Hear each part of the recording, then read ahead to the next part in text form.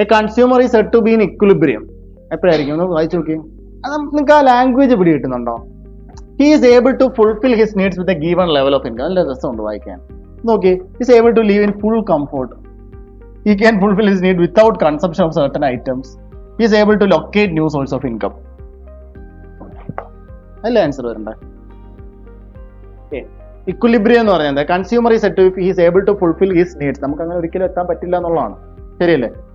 നമുക്കൊരു level of നമുക്ക് എപ്പോഴും ആഗ്രഹങ്ങൾ എന്ത് ചെയ്തുകൊണ്ടേയിരിക്കും? കൂടിക്കൊണ്ടേയിരിക്കും. ഓക്കെ, നമുക്കിങ്ങനെ ഇൻകം കൂടുന്നതനുസരിച്ച് ചോറ് കഴിച്ചുകൊണ്ടിരുന്ന നമുക്ക് എന്ത് ചെയ്യാൻ തുടങ്ങും? മന്തി കഴിക്കാൻ തോന്നും, അല്ലേ? അത് ഭയങ്കരമാണ്. അങ്ങനെയാണ്. അത് എന്ത് പ്രൊഡക്റ്റ് ആയാലും അങ്ങനെ തന്നെയാണ്. Even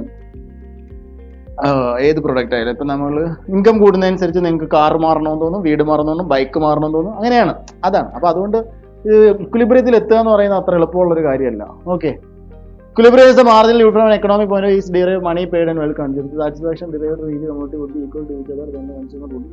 If the satisfaction derived from each commodity would be equal to each other, then the consumer would be. If the consumer cannot change his condition, അത് വേണമെന്നില്ല. ആ ഐഡിയ കിട്ടിയാൽ മതി.